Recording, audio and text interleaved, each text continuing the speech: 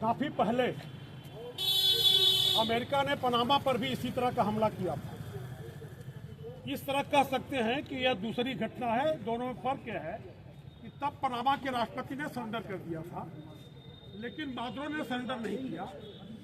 इसलिए जो है अमेरिकी साम्राज्यवाद की गुंडागर्दी के शिकार हुए मादुरो। यह जो है गैर कानूनी तरीके से, अगर अंतर्राष्ट्रीय कानून की नैतिकता का पालन करते हुए अगर ये काम उसकी निगाह से देखें तो गैर कानूनी तरीका है यह। और कुल मिलाकर के जब जब साम्राज्यवाद आर्थिक मंदी का शिकार होता है, आर्थिक संकट का शिकार होता है, तब तक साम्राज्यवादी देश जो है इस तरह के रवैया, इस तरह के हथकंडे अपनाते हैं। बहुत साफ बात है। बहुत पहले हम लोगों के गुरुओं ने, मैं एक नाम लूंगा कार्ल मार्क्स का, उन्होंने कह ही दिया था कि आर्थिक मंदी, आर्थिक संकट जब जब इस दुनिया में खड़ी होती है तब तक वह युद्ध को जन्म देती है, विश्व युद्ध को जन्म देती है और तमाम देशों के आपसी युद्धों को जन्म देती है। साम्राज्यवादियों के पास आर्थिक मंदी से निपटने का सबसे कारगर तरीका युद्ध रहा है। वो युद्ध के माध्यम से अपने आर्थिक संकट को दूर करने की कोशिश करते हैं। इधर से उधर लड़ाते हैं, हथियार बेचते हैं। इस तरह हथियार बेचने के जरिए मुनाफा कमाते हैं और कुल मिलाकर के बड़े पूंजीपतियों को अपना माल दुनिया की बाजार में महंगे दामों पर बेचने का एक मौका मिलता है।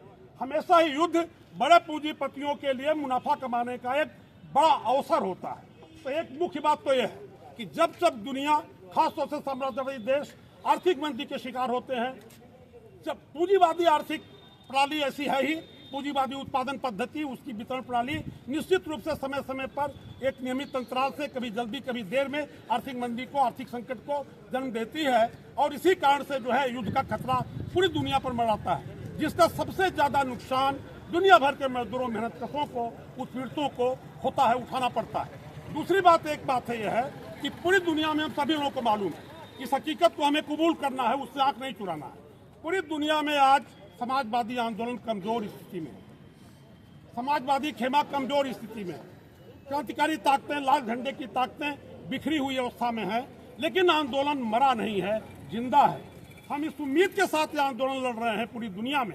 लाल झंडे के साथ ही क्रांतिकारी ताकतें लड़ रही हैं, इंसाफ पसंद लोग लड़ रहे हैं, जनवादी ताकतें पूरी दुनिया में अत्याचार के खिलाफ, साम्राज्यवादी लूट खसोट के खिलाफ, साम्राज्यवाद द्वारा थोपे गए युद्धों के खिलाफ पूरी दुनिया में जो लड़ाई जारी है वह क्रांतिकारी ताकतों के माध्यम से जारी है, लाल झंडे की ताकतों के माध्यम से जारी है, इंसाफ पसंद लोगों के माध्यम से जारी है।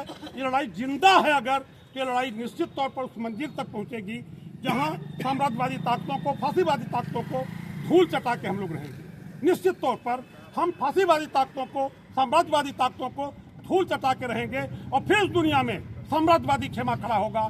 और साम्राज्यवादी खेमा ही, मजदूरों की सत्ता ही, मजदूर अपनी पार्टी के माध्यम से अपनी तानाशाही स्थापित करके किसानों और अन्य सहयोगी वर्गों से सहयोग लेकर के ही साम्राज्यवादी दैत्यों को, इन शैतानों को, मानवता के दुश्मनों को परास्त करेंगे। इन्हें इनकी कब्र में पहुंचाएंगे, इनको आखिरी तौर पर इनको परास्त करेंगे। इन्हीं बातों के साथ इंकलाबी मजदूर केंद्र और क्रांतिकारी लोक अधिकार संगठन की ओर से इस लड़ाई को पुरजोर समर्थन देते हुए आगे इस लड़ाई को जारी रखने का वादा करते हुए मैं अपनी बात खत्म करता हूं।